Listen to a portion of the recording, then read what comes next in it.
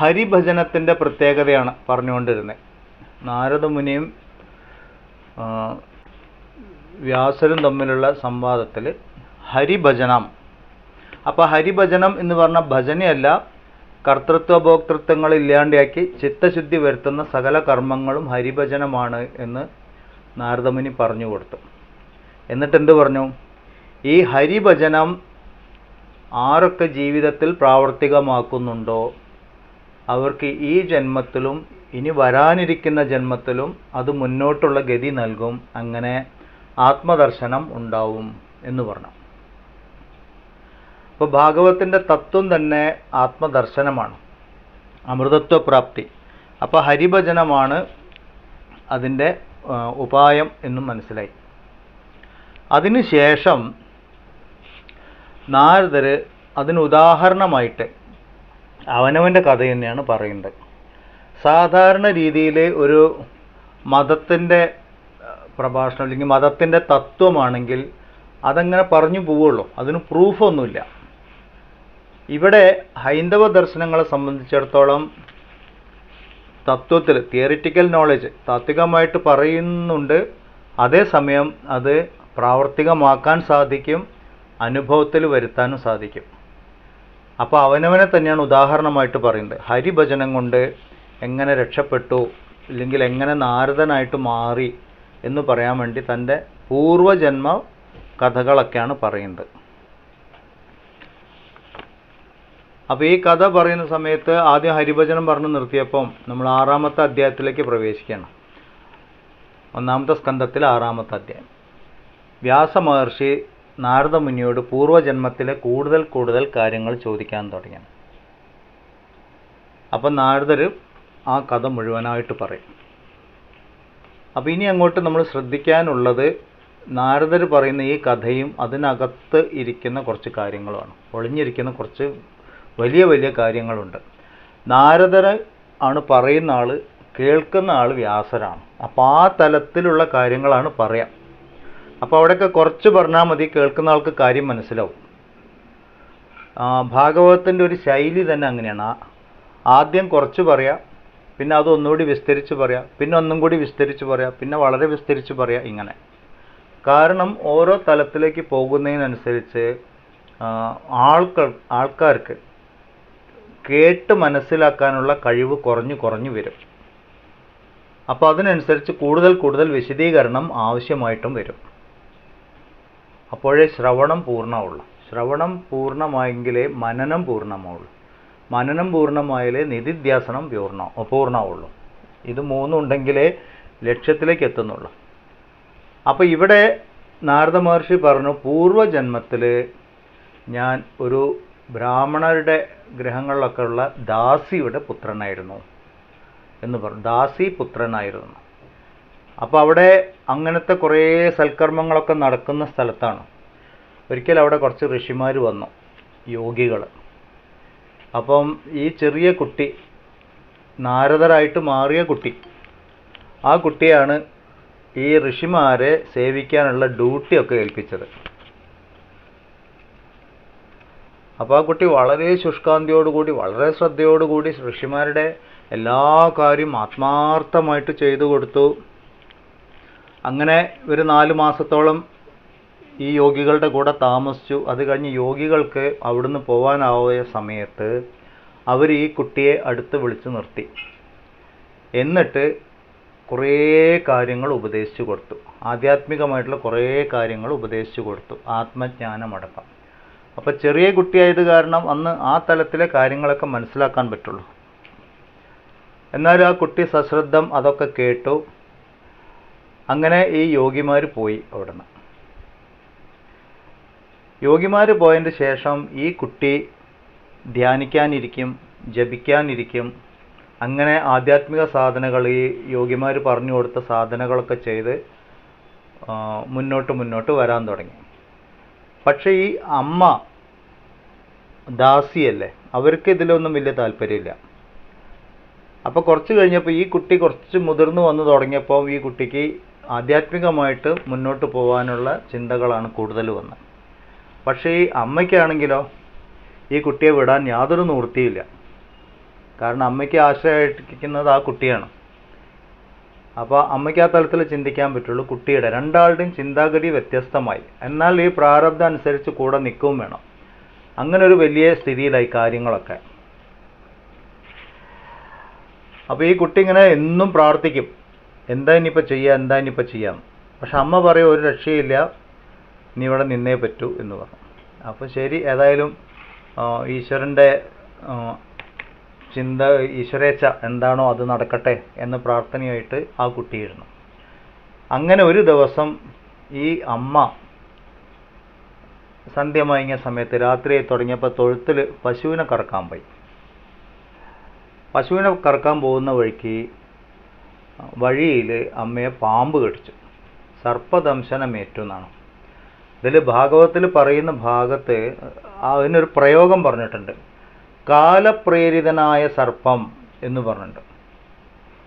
അപ്പം സർപ്പം വേണ്ടി വന്ന് കടിച്ചതല്ല, അതങ്ങനെ കടിക്കാൻ നിയോഗിക്കപ്പെട്ടതാണ്. അങ്ങനെ കാലപ്രേരിതമായ സർപ്പത്തിൻ്റെ ദംശനമേറ്റ് ആ അമ്മ മൃതി അടഞ്ഞു.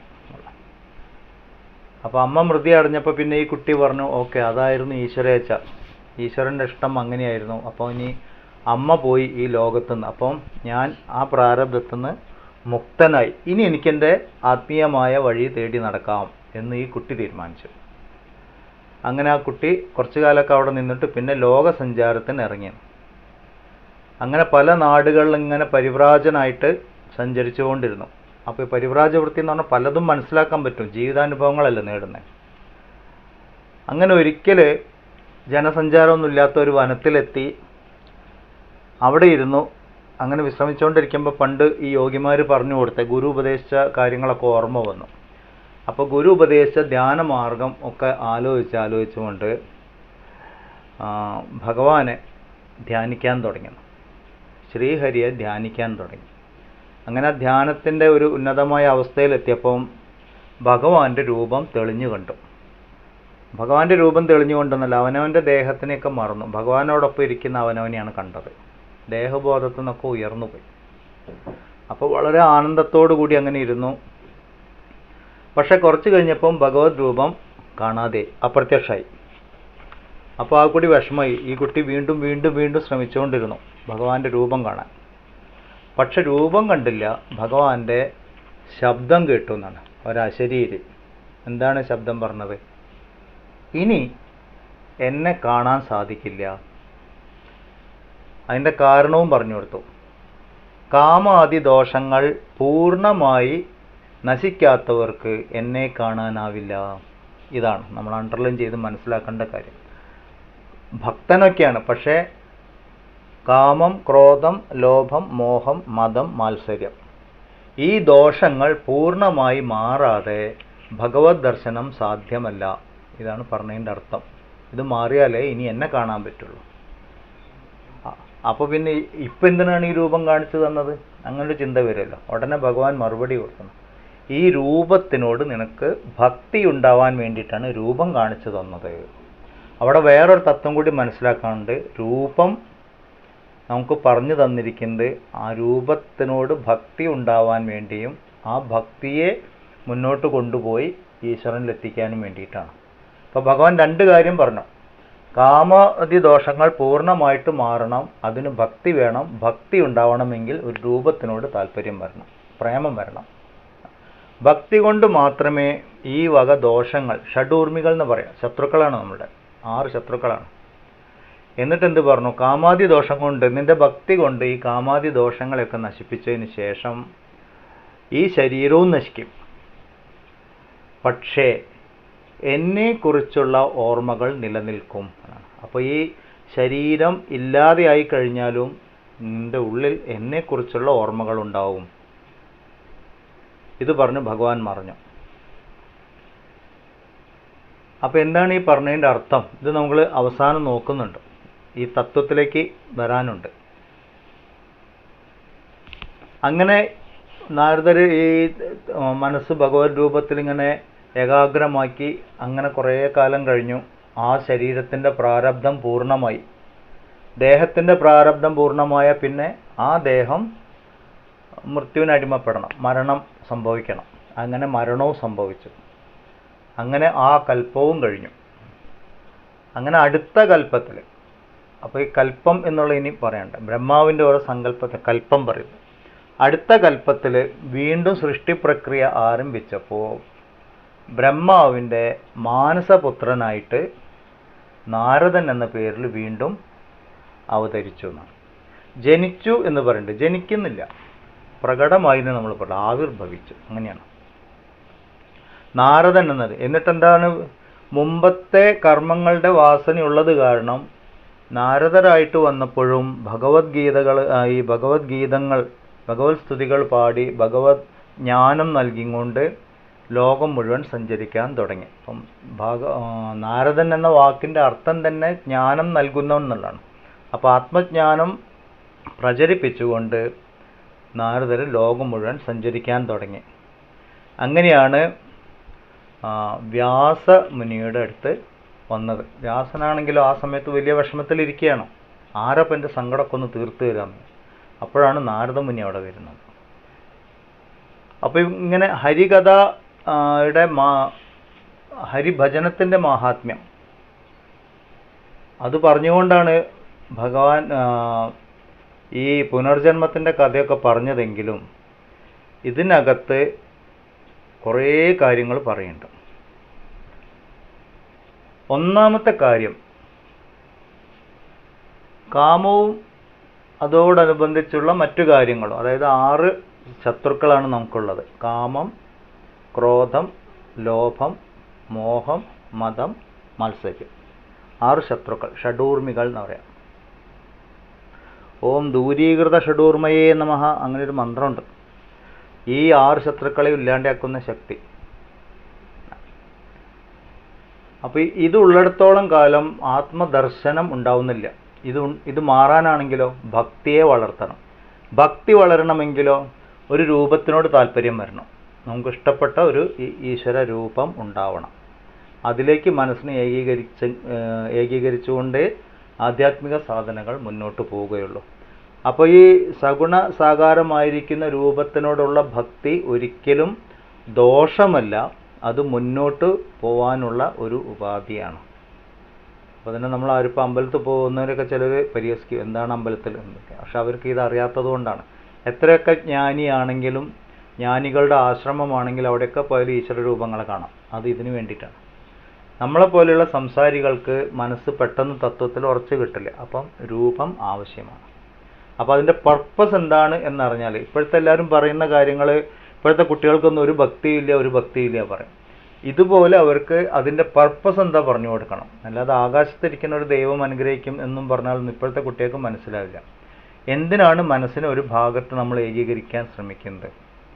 അപ്പോഴേ ജീവിതത്തിൽ ലക്ഷ്യങ്ങൾ നേടാൻ സാധിക്കുകയുള്ളൂ എന്ന് സിമ്പിളായിട്ട് അവർക്ക് പറഞ്ഞു കൊടുക്കണം. രണ്ടാമത് ഭഗവാൻ പറഞ്ഞത്, നിന്റെ ഈ ശരീരം നശിച്ചാലും ഓർമ്മകൾ നിലനിൽക്കും എന്നാണ്. എന്താണ് ഈ പറഞ്ഞതിൻ്റെ അർത്ഥം? ഈ ശരീരത്തിലല്ല ഓർമ്മകൾ നിലനിൽക്കുന്നത്. ഓർമ്മകൾ നിലനിൽക്കുന്ന മറ്റെന്തോ ഉണ്ട്. അതിന് ശരീരം നശിക്കുമ്പോഴും നാശം, ആ ഓർമ്മകളെ സൂക്ഷിക്കുന്ന ഭാഗത്തിന് നാശം സംഭവിക്കുന്നില്ല. അതിന് നമ്മൾ സൂക്ഷ്മ ശരീരം, സ്ഥൂല ശരീരം മാറിയാലും മാറ്റങ്ങൾക്ക് വിധേയമായാലും സൂക്ഷ്മ ശരീരത്തിന് മാറ്റം സംഭവിക്കുന്നില്ല. അതിലെന്തെല്ലാം ശേഖരിച്ചു വെക്കുന്നുണ്ടോ അത് നിലനിൽക്കും എന്നുള്ളത്. ഇത് നമ്മളുടെ പുനർജന്മ സിദ്ധാന്തത്തിൻ്റെ ഒരു വലിയ ഭാഗമാണ്. ഇവിടെ ഒരുപാട് ആൾക്കാർ ഇവിടെ വന്ന് കുടുങ്ങിയിട്ടുണ്ട്. ഇത്രയും ഭാഗത്ത് അറിയാം, എന്നിട്ട് എന്ത് പറയും? പുനർജനിച്ചു എന്ന്. ആരാണ് പുനർജനിച്ചത്? നാരദമുനിയുടെ കഥ നമ്മൾ ശരിക്ക് ആഴത്തിൽ താത്വികമായിട്ടൊന്ന് പഠിക്കാൻ ശ്രമിച്ചാൽ നാരദൻ പുനർജനിച്ചിട്ടേയില്ല എന്ന് മനസ്സിലാവും. മുമ്പ് ഒരു ബാലനായിരുന്ന ദേഹം കർമ്മങ്ങളിലൂടെ അവനവൻ്റെ വിധിയെ മാറ്റിയെടുത്ത് ഏതൊരു ചൈതന്യമായിരുന്നോ ആ ബാലനായിട്ടുണ്ടായിരുന്നത്, അതേ ചൈതന്യം നാരദനായിട്ട് മാറി. ഇതാണ് മനസ്സിലാക്കാനുള്ളത്. എന്തൊക്കെ ചെയ്താലും അല്ലേ, എന്നെ രക്ഷിക്കണേ നമ്മൾ പ്രാർത്ഥിക്കും.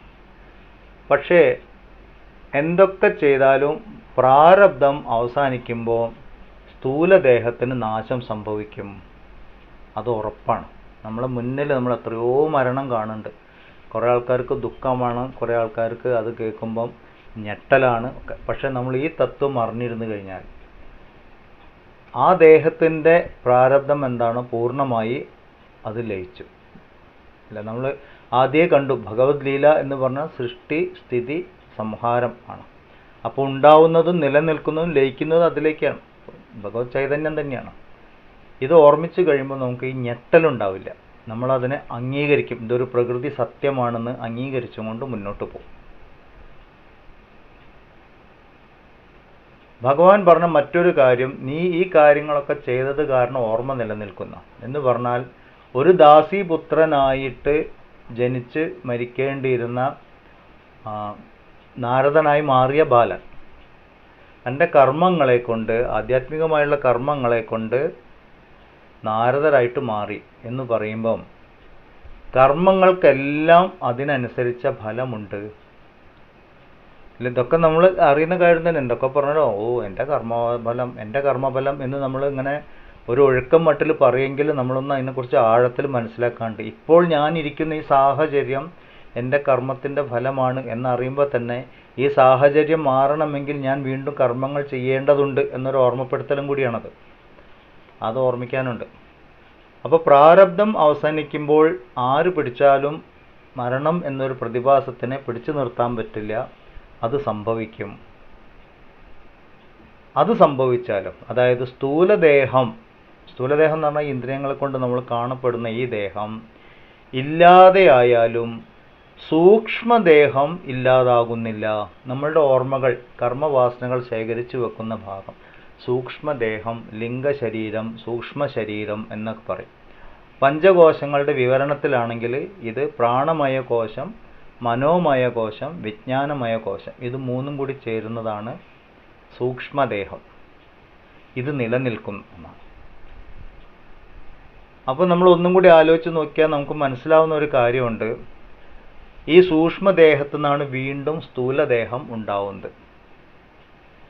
സൂക്ഷ്മദേഹം നിലനിൽക്കുന്നും പറഞ്ഞു. എന്ന് പറഞ്ഞാൽ സ്ഥൂലദേഹം ഉണ്ടാവുന്നത്, സ്ഥൂലദേഹം ഉണ്ട് എന്ന അനുഭവം ഉണ്ടാവുന്നതും നിലനിൽക്കുന്നതും തിരിച്ചു ലയിക്കുന്നതും സൂക്ഷ്മദേഹത്തിലേക്കാണ്. സൂക്ഷ്മദേഹം എപ്പോഴും ഉണ്ട്. ഇതാണ് ആദ്യം ഓർമ്മിക്കാനുള്ളത്. കർമ്മവാസനകൾ ഉള്ളിടത്തോളം കാലം സൂക്ഷ്മദേഹം ഉണ്ടാവും. സൂക്ഷ്മദേഹത്തു നിന്നും നമ്മൾ പുറത്തേക്ക് വരണം. മുക്തി എന്ന് പറയുമ്പം ദേഹത്രയങ്ങളിൽ നിന്നെല്ലാം പുറത്തേക്ക് വരണം.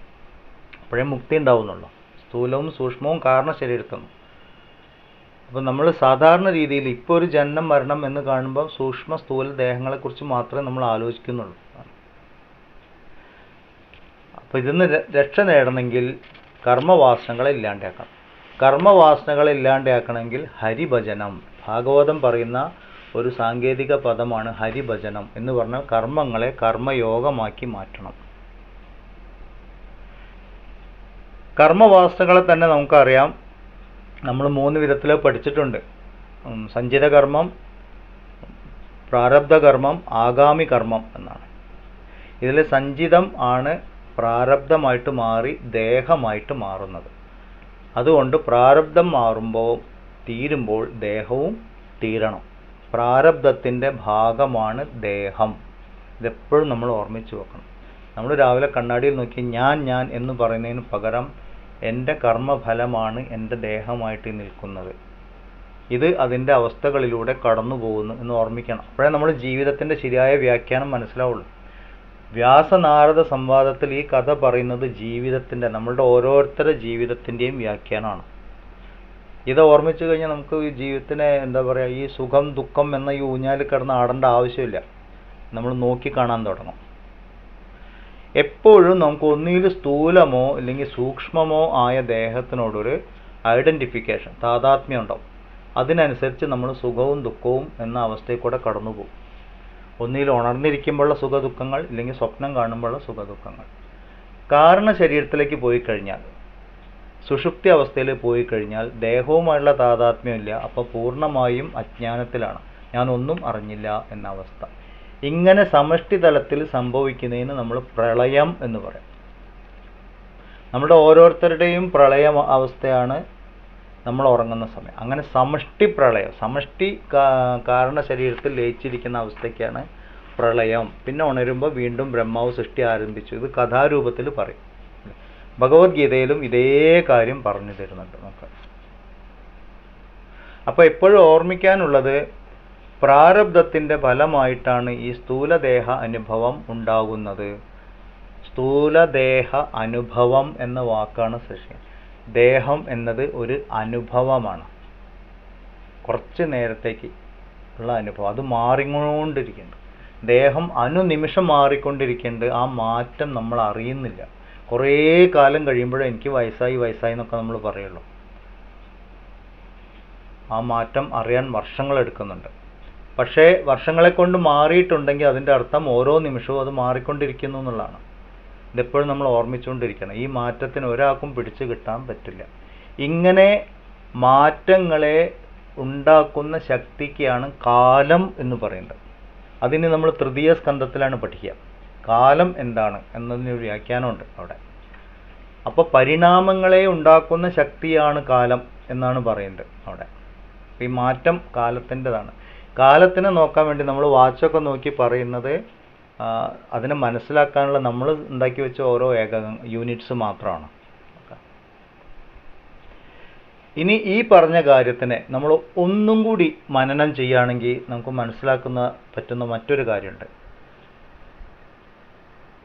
സൂക്ഷ്മ ശരീരം നിലനിൽക്കുന്നു, സ്ഥൂല ശരീരം അതിൽ നിന്നുണ്ടായി കുറച്ചു കാലത്തേക്ക് മാത്രം നിലനിൽക്കുന്നു. സൂക്ഷ്മ ശരീരത്തിൽ നിന്ന് നമ്മൾ സ്ഥൂല ശരീരമായിട്ട് കുറച്ചു കാലം വന്നു. ഇനി സ്ഥൂല ശരീരം എന്ന് പറഞ്ഞാൽ, അതായത് സൂക്ഷ്മ ശരീരത്തിൽ നിന്നുണ്ടായത് കാരണം സ്ഥൂല ശരീരം സൂക്ഷ്മ ശരീരത്തിൻ്റെ അംശമാണ്. അതുകൊണ്ട് തന്നെ സൂക്ഷ്മ ശരീരം പ്രളയത്തിലിരിക്കുമ്പോൾ എന്ന് പറഞ്ഞാൽ കാരണ ശരീരത്തിൽ ലയിച്ചിരിക്കുമ്പോൾ സ്ഥൂല ശരീരം അതോടൊപ്പം ലയിക്കും. എന്ന് പറഞ്ഞാൽ പ്രളയ സമയത്ത് സൂക്ഷ്മ ശരീര അനുഭവമോ സ്ഥൂല ശരീര അനുഭവമോ ഇല്ല. നമ്മൾ നന്നായിട്ട് ഉറങ്ങുന്നത് പോലെ. പക്ഷേ എത്ര കാലം ഇങ്ങനെ പ്രളയത്തിലിരിക്കും? അടുത്ത കർമ്മവാസനകൾ, ഇനി സൃഷ്ടിയാവാനുള്ള കർമ്മവാസനകൾ പ്രബലമാവാൻ തുടങ്ങുന്നതുവരെ. അപ്പോൾ കാലശക്തി വീണ്ടും പ്രകടമാവാൻ തുടങ്ങും. വീണ്ടും ഒരു സൃഷ്ടി പ്രക്രിയ ആരംഭിക്കും. ഇങ്ങനെയാണ് സൃഷ്ടി പ്രക്രിയ. സർഗം വിസർഗം എന്ന് പറഞ്ഞ് ഇനി മുന്നോട്ട് ഇത് ഭാഗവതം വിസ്തരിച്ച് പറഞ്ഞു തരുന്നുണ്ട് നമുക്ക്. അപ്പോൾ നമ്മൾ എപ്പോഴും ഓർമ്മിക്കാനുള്ള, ഈ തൽക്കാലം ഈ കാണുന്നത് സത്യത്തിൽ ഇല്ലെങ്കിലും ഉണ്ട് എന്ന് തോന്നുന്നതും തിരിച്ചു ലയിക്കാനുള്ളതുമാണ്. ഇതിൽ തന്നെ നാരദർ പറയുന്നൊരു വാക്ക് വളരെ ശ്രദ്ധിക്കാനുള്ള, ബ്രഹ്മാവിൻ്റെ മാനസപുത്രനായി ഞാൻ ജനിച്ചു എന്നാണ് പറഞ്ഞത്. മാനസപുത്രനായിട്ട് ജനിക്കുക എന്ന് പറഞ്ഞാൽ എന്താണ്? സങ്കല്പങ്ങളെ കൊണ്ട് ജനിക്കുക. സങ്കല്പങ്ങൾ ദൃഢമാവുന്നതാണ്. അപ്പോൾ നമ്മളുടെ ഈ പ്രാരബ്ധം എന്ന അനുഭവം അത് സങ്കല്പങ്ങൾ ദൃഢമാവുന്നതാണ്. ഈ ഓർമ്മിക്കലാണ് നമ്മളുടെ നാരദൻ. ഓരോ വ്യക്തിയുടെ ഉള്ളിലും ഈ അറിവുണ്ടെങ്കിൽ അവൻ നാരദനായിട്ട് മാറും. എന്ന് പറഞ്ഞാൽ ഏഷണി കൊടുക്കുന്ന ആളെന്നല്ല, അറിവിൻ്റെ ആളായിട്ട് മാറും. ഈ ഒരു ആത്മബോധം ഉള്ള ആളായിട്ട് മാറും. ഇതെപ്പോഴും നമ്മൾ ശ്രദ്ധിക്കാനുണ്ട്. ഇതിൽ തന്നെ നമ്മൾ ഇപ്പം നമ്മളെ എല്ലാവരും ഓരോരുത്തരും വ്യത്യസ്തരായിട്ട് നമ്മൾ കാണുന്നുണ്ട്. അത് ഈ ലോകത്തിൽ മാത്രമേ കാണുന്നുള്ളൂ, നമ്മൾ ജാഗ്രത അവസ്ഥയിൽ മാത്രം. കാരണം എന്താണ്? സൂക്ഷ്മ ശരീരത്തിൻ്റെ അംശം. സൂക്ഷ്മ ശരീരത്തിന് നമ്മളില്ലെങ്കിൽ ഈ ലിംഗശരീരം എന്നുള്ളതിന് മനസ്സ് ആണ് പറയണത്. നമ്മുടെ സാധാരണ ഭാഷയിൽ മനസ്സിന് ഇല്ലെങ്കിൽ അതിനോട് ചേർന്നിരിക്കുന്ന ആത്മാംശത്തിന് എത്രത്തോളം കാലം ഈ ദേഹവുമായിട്ട് ബന്ധമുണ്ടോ അപ്പൊക്കെ ഭിന്നമായിട്ട് പല ദേഹങ്ങളായിട്ട് നമ്മൾ അനുഭവിക്കും. ജീവഭാവത്തിൽ നമ്മൾ ഒന്നാണെങ്കിലും ദേഹഭാവത്തിൽ നമ്മൾ പലതായി. ദേഹഭാവത്തിൻ്റെ വ്യത്യാസം സ്ഥൂല ശരീരവുമായിട്ട് ചേരുമ്പോഴുള്ളൂ. എന്ന് പറഞ്ഞാൽ സ്ഥൂല ശരീരത്തിൽ നിന്ന് നമ്മൾ മാറിക്കഴിഞ്ഞാൽ, സൂക്ഷ്മഭാവത്തിലേക്ക് പോയി കഴിഞ്ഞാൽ നമ്മളെല്ലാവരും ഒന്നാണ്. ഇതാണ് ഇതെന്ന് വേറൊന്ന് മനസ്സിലാക്കാണ്ട്. നമ്മൾ സ്വപ്നം കാണുമ്പോൾ സൂക്ഷ്മ ലോകത്തിലാണ്. പക്ഷെ സ്വപ്നം കാണുമ്പോൾ സ്വപ്നത്തിൽ ഓരോരുത്തരുമായിട്ട് ആ സ്വപ്നം കാണുന്ന ചൈതന്യത്തിന് ഐഡൻറ്റിഫിക്കേഷൻ ഉണ്ട്. അപ്പോൾ നമ്മൾ സ്വപ്നത്തിലും വേറെ വേറെ ആയിട്ട് കാണും. പക്ഷെ ഞാൻ തന്നെയല്ലേ സ്വപ്നമായിട്ട് മാറിയത് എന്ന് നമുക്ക് ഉണരുമ്പോൾ ഓർമ്മിക്കാൻ പറ്റുന്നുണ്ട്. എന്ന് പറഞ്ഞാൽ സ്വപ്ന ലോകത്തിൽ എല്ലാവരും ഒരു ലോകത്തിലായിരുന്നു. അങ്ങനെ നോക്കുമ്പോൾ നമ്മളെല്ലാവരും സമഷ്ടി സൂക്ഷ്മ ലോകത്തിലേക്ക് പോകുമ്പോൾ നമ്മളെല്ലാവരും ഒറ്റൊന്നാണ്.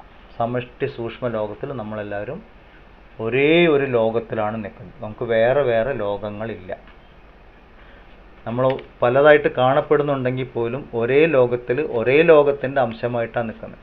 ഇപ്പോൾ തന്നെ നമ്മൾ കാണുന്ന ഈ ജാതി മതം ഒക്കെ, പിന്നെന്താണ് ദേശം, പിന്നെന്താണ് സ്ത്രീ പുരുഷ വ്യത്യാസം, പ്രായ വ്യത്യാസം, ഇതൊക്കെ നമ്മൾ ഈ ഉണർന്നിരിക്കുന്ന അവസ്ഥയിലുള്ളൂ.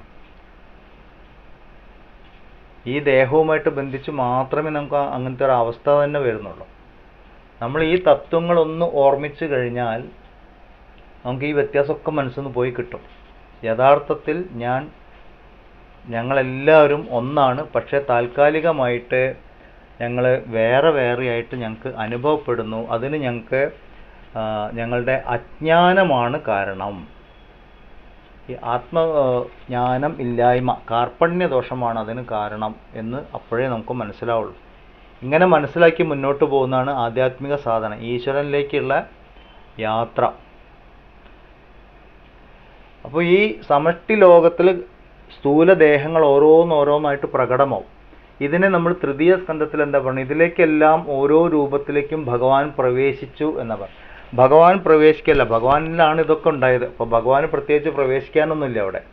പക്ഷേ എന്നിലുള്ളത് ആത്മചൈതന്യമാണെന്ന ബോധം ഉണ്ടാവലാണ് ഭഗവത് പ്രവേശമായിട്ട് നമ്മൾ മനസ്സിലാക്കേണ്ടത്. അത് ആ ഭാഗത്തെത്തുമ്പോൾ ഞാൻ വിശദമായിട്ട് പറയാം. അപ്പോൾ നമ്മളിപ്പോൾ ഓർമ്മിക്കാനുള്ള, ഇപ്പം ഞാൻ ഈ ശരീരവുമായിട്ട് ചേർന്നിരിക്കുന്നത് കാരണം എൻ്റെ ദേഹം, എൻ്റെ മനസ്സ്, എൻ്റെ ബുദ്ധി എന്നൊക്കെ പറയും. ആത്മാവ് പറയും ജീവൻ, ഞാൻ ജീവൻ, ജീവൻ. ഇല്ലെങ്കിൽ നമ്മൾ കുറച്ചും കൂടി സാധാരണ ഭാഷ എൻ്റെ ജീവൻ എന്നാ പറയും. ഇതിന് നമ്മൾ പറയുന്ന പേരാണ് ഉപാധിബന്ധം. ഉപാധിബന്ധം ഉണ്ടെങ്കിൽ ഇത് ഉണ്ടാവുള്ളൂ എപ്പോഴും, ദേഹവും മനസ്സും ബുദ്ധിയുമായിട്ടുള്ള താതാത്മ്യം.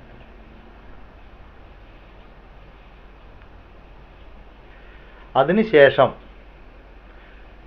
നമ്മളെല്ലാവരും ഒരു സൂക്ഷ്മ ലോകത്തിൻ്റെ ഭാഗമാണ് എന്ന് പറഞ്ഞു. അതുകൊണ്ട് തന്നെ സ്ഥൂലദേഹം ഇല്ലാണ്ടാവുമ്പോഴും സൂക്ഷ്മദേഹം നിലനിൽക്കുന്നു. സൂക്ഷ്മദേഹത്തിൽ ആണ് ഈ കർമ്മവാസനകളെല്ലാം ശേഖരിക്കപ്പെടുന്നത്. എന്ന് പറഞ്ഞാൽ കർമ്മവാസനകൾക്കനുസരിച്ച് പൂർവസ്മരണ എന്ന് പറയും. പൂർവസ്മരണ ഉള്ളിടത്തോളം കാലം പുതിയ പുതിയ ദേഹ അനുഭവങ്ങൾ ഉണ്ടായിക്കൊണ്ടിരിക്കും. ദേഹാനുഭവം എന്ന പ്രതിഭാസം പൂർവസ്മരണകൾ ഉള്ളിടത്തോളം കാലം ഉണ്ടാവും. അപ്പം നമ്മൾ പറയും സംസാരം തുടർന്നുകൊണ്ടിരിക്കുന്നു, പുനർജന്മം ഉണ്ടായിക്കൊണ്ടിരിക്കും. സംസാര അനുഭവത്തിൻ്റെ തുടർച്ചയ്ക്കാണ് പുനർജന്മ അനുഭവം എന്ന് നമ്മൾ പറയുന്നത്. അല്ലാതെ ജനിച്ചിട്ട് ഒരു ആത്മാവ് കറങ്ങി തിരിഞ്ഞു വന്ന് രണ്ടാമത് ജനിക്കുന്നത് ഒന്നുമല്ല. നമ്മളിതിനെ വളരെ തത്വത്തിൽ മനസ്സിലാക്കാനുണ്ട്.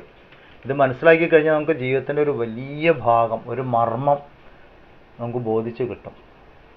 ഇതിനെ നമ്മൾ ഇതുപോലെ ആലോചിച്ചാൽ തത്വത്തിൽ നമ്മളാരും പരസ്പരം ഭിന്നരായിട്ട് ജനിക്കുന്നുമില്ല, മരിക്കുന്നുമില്ല എന്ന് മനസ്സിലാവും.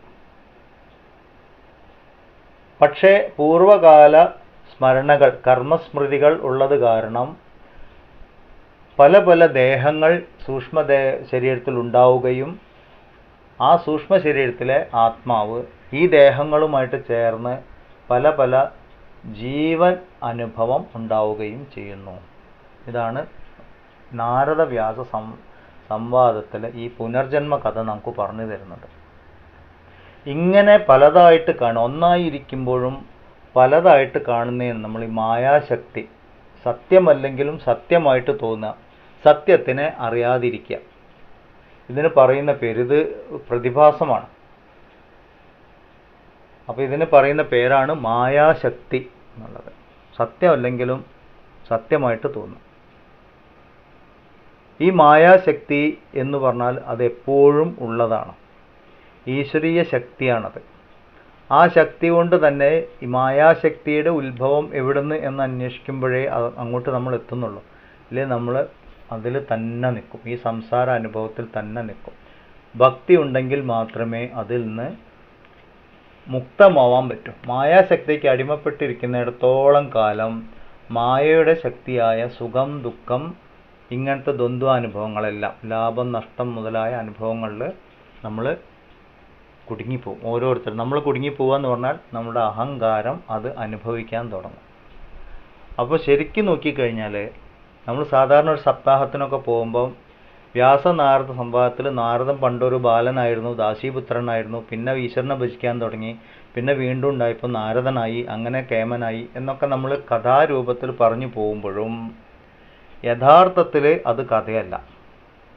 ഒരു പുനർജന്മ കഥയിലൂടെ നമ്മളുടെ ഓരോരുത്തരുടെയും ജീവിതമാണ് പറഞ്ഞത്. നമ്മൾ എന്തുകൊണ്ട് ഇപ്പോൾ ഇവിടെ ഇങ്ങനെ നിൽക്കുന്നു, ഇനി മുന്നോട്ട് എപ്പോൾ എങ്ങനെ ആയിത്തീരണം, അതിനെന്താണ് മാർഗം, ഇതൊക്കെ ഈ കഥയുടെ ഉള്ളിൽ ഉൾപ്പെട്ടിട്ടുണ്ട്.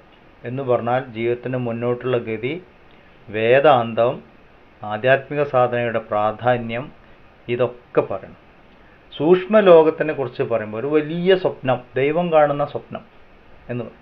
ആ സ്വപ്നത്തിനകത്തുള്ള ക്യാരക്ടേഴ്സാണ് നമ്മൾ ഓരോരുത്തരും. നമ്മൾ ഓരോരുത്തരും നമ്മളുടേതായ ഒരു സ്വപ്ന ലോകത്തിലാണ്. അപ്പം അങ്ങനെ നോക്കുമ്പോൾ ജീവിതത്തിന് ഒരു മഹാസ്വപ്നത്തിൻ്റെ ഉള്ളിലെ കൊച്ചു കൊച്ചു സ്വപ്നങ്ങളാണ് നമ്മളൊക്കെ. ഈ വിധത്തിൽ വേണം ജീവിതത്തിനെ അവലോകനം ചെയ്തെടുക്കാൻ. അപ്പോഴേ ഈ വ്യാസനാരദ സംവാദത്തിലെ നാരദൻ്റെ പുനർജന്മം എന്ന കഥ നമ്മൾ ജീവിതമായിട്ട് നമുക്ക് ചേർത്ത് വെച്ച് ചിന്തിക്കാൻ സാധിക്കുകയുള്ളൂ. അതിനു വേണ്ടിയിട്ടാണ് ഈ കഥ പറഞ്ഞു തന്നത്.